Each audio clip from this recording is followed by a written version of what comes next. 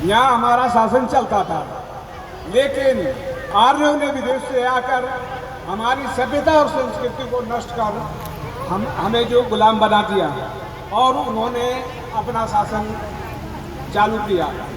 हमारे पूर्वजों के साथ आप कल्पना कीजिए इस चीज़ को, यदि ये चीज़ आपके साथ होती, आपको दिन में निकलने की इजाज़त नहीं थी, क्योंकि आपकी शरीर की छाया दूर तक जाती और वो उनको पवित्र कर देती। दूसरे, केवल दोपहर में ही आप निकल सकते थे, दोपहर के अलावा आपको निकलने की इजाज़त नहीं थी, पैसा रखने की आपको इजाज़त नहीं थी। इनके वेदों में लिखा है कि अगर इनके पास पैसा है और आपको पता है तो बलात् इनसे पैसा छीन लीजिए। तो साथियों, आप जानते हैं जिसकी आर्थिक स्थिति नगण्य हो जाएगी वो क्या करेगा। उसके बाद इन्होंने इस देश में मनुस्मृति लागू कर दी। मेरी बहनों, आप जानते होंगे, एक अगर उसका पति मर जाता है और उसको जिंदा लाश को जिंदा महिला को उसके साथ लिटा करके और उसको जला देते हैं, तो कितना बड़ा अत्याचार इस क्रूर मनुस्मृति द्वारा वो किया जाता है। आपको एक चीज और बताऊं, इन्होंने मनुस्मृति में ये कहा, ब्राह्मण, क्षत्रिय, वैश्य और शूद्र 4 वर्णों की इन्होंने स्थापना की, जिन्होंने ब्राह्मणों को ब्राह्मण के मुख से, क्षत्रिय को भुजाओं से और वैश्य को उदर से तथा शूद्र को पैरों से उत्पन्न होना बताया है। साथियों, पहले तो हमारे बुजुर्ग अनपढ़ थे, वो दबाव में थे, कुछ नहीं कहते थे। तो क्या आप तो सब तर्कशील हैं, और बाबा साहब ने ये कहा था कि अगर तर्क के आधार पर कोई सही चीज ना उतरे तो उसको मानने से छोड़ दो। तो इसलिए मैं आपसे जानना चाहता हूँ, क्या इनमें से कोई बात सही है? क्या ब्रह्मा के मुंह से ब्रह्मांड पैदा हो गया? क्या उधर से बनिया पैदा हो गया? क्या पैरों से शूद्र हो गया? ये सब इनकी मनगढ़ंत कहानियां हैं। ये चीज मैं आपके ऊपर छोड़ता हूँ। साथियों, इसी के साथ एक और आपको मैं बताता हूँ, आप इसको गूगल का सिस्टम चल रहा है, इसमें कोई ये नहीं है कि इसमें झूठ बोल दिया। आपको घर आकर के कहते हैं कि गर्व से कहो हम हिंदू हैं। साथियों, कोई भी ब्राह्मण, कोई भी ज्योतिषी, किसी वेद में, किसी गीता में ब्राह्मण नाम का कोई शब्द नहीं है। ब्राह्मण यह एक औरंगजेब की दी हुई गाली है। आपने सुना होगा, बहनों जरा एक मिनट सुनो, इसको मनन करो आप। हिंदू जो है वो कोई धर्म नहीं है। अब आपने देखा होगा उसमें जो है हिंदू ना कहते हैं, अब सनातन बोलना शुरू कर दिया है। सनातन हमारे भगवान बुद्ध का निशान है, ये उसको भी मतलब मान के, इनका कोई धर्म नहीं है। साथियों, बहनों, विशेषकर आपने मैं बताना चाहता हूँ, मेरी बहनें अधिकतर मंदिर जाती होंगी। मंदिर में कुछ नहीं है, केवल पत्थर है। आपसे मैं पूछना चाहता हूँ, जब आप मंदिर में पूजा करने के लिए जाती हैं तो वहाँ एक सर्प होता है, उस सर्प के ऊपर आप दूध चढ़ाती हैं। वही सर्प अगर आपके घर में निकल आए तो आप डंडा लेकर उसको मारने को दौड़ती हैं। ब्राह्मण पत्थरों के प्राण प्रतिष्ठा करता है, और अगर उसको प्राण प्रतिष्ठा करनी है तो जो उसके पूर्वज मर गए हैं उनमें क्यों नहीं प्राण डालता? इसलिए मेरा कहना है कि इन पत्थरों में कुछ नहीं है।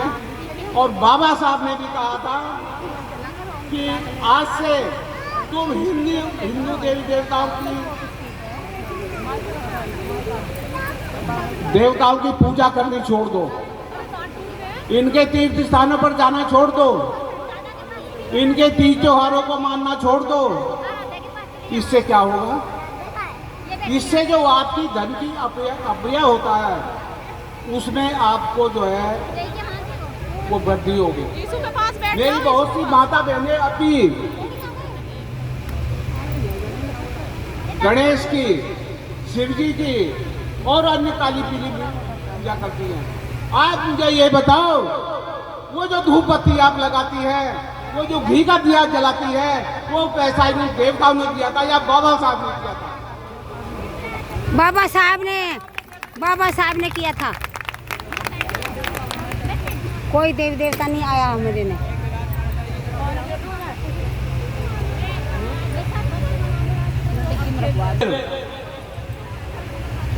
ये अस्तित्व पैसे का है। अगर आज पैसे का अस्तित्व खत्म कर दिया जाए,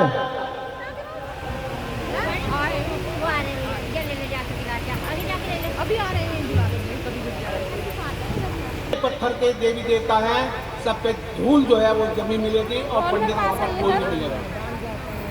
बहनों, एक चीज और मैं पूछना चाहता हूँ, आप मंदिर में जाती होंगी, वहाँ प्रसाद चढ़ता होगा, पैसे भी चढ़ते होंगे।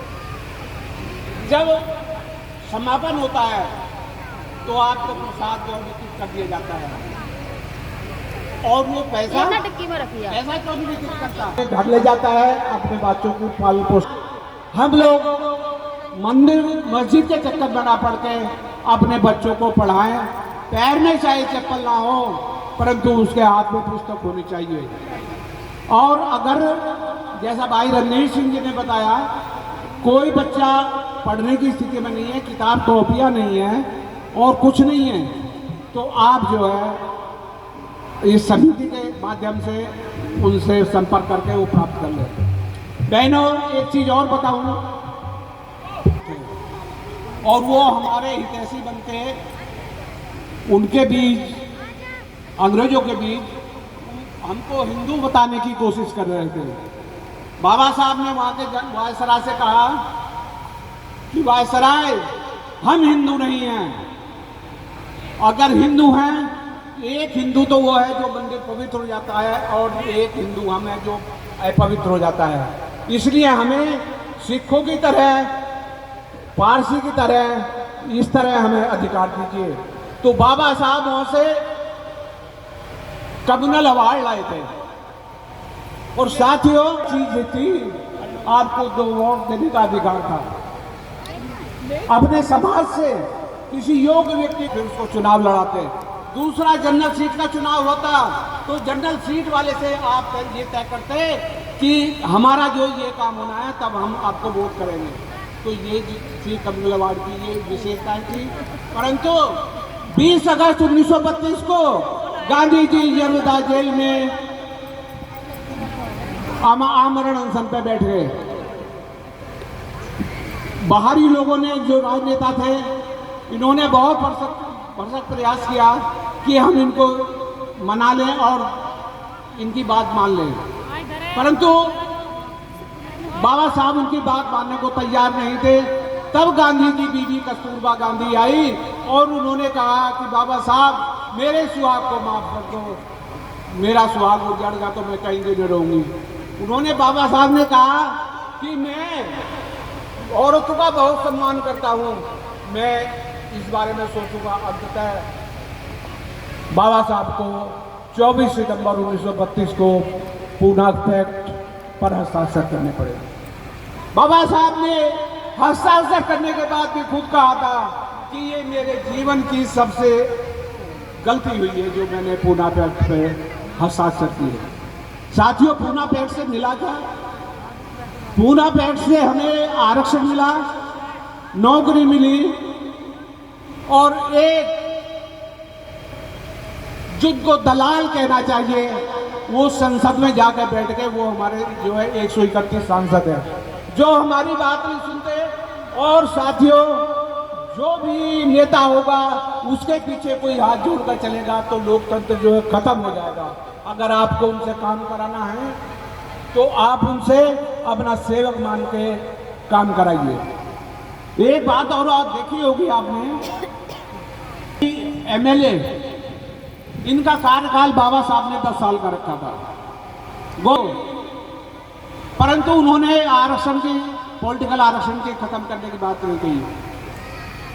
कर्मचारियों के आरक्षण की तो खत्म करने की बात करते हैं, उनकी नहीं की। क्यों? क्योंकि इन जैसे दलाल, मेज थपथपाने वाले अपने सामने ऐसी के बिलों को मतलब साइन करते देखते रहने, ऐसे गुलाम जो है मतलब वो MP नहीं मिलेंगे। बहनों, बस मेरा एक ही आपसे निवेदन है, आगे जो भी कोई चुनाव के लिए आपके पास आए तो केवल अम्बेडकरवादी को वोट दीजिए, उनसे बहस कीजिए। जय भीम। जय।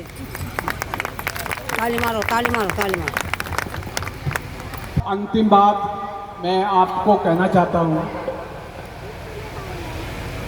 जिस समय गोलमेज सम्मेलन चल रहा था पूना पैक्ट, तो उसके बाद हुआ राजरत्न अंबेडकर, जो बाबा साहब के सबसे प्रिय पुत्र थे, वो बीमार हो गए।